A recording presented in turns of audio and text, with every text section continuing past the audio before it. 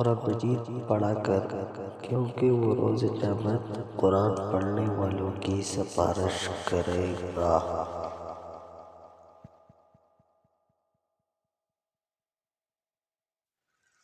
ہر مہینے میں قرآن مجید پڑھو۔ جس قدر گرد و غبار ہمارے قرآن پر جمع رہے گا، اسی قدر ہمارے دل غم و غم سے دوچار ہوں گے۔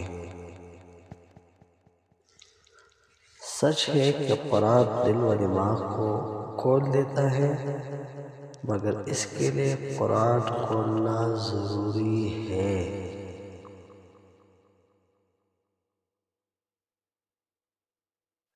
اگر قرآن اور ذکر و اذکار کی باتیں سنتے وقت تمہارے دل پر اثر نہ پڑے تو گویا تمہارے پاس دل ہی نہیں۔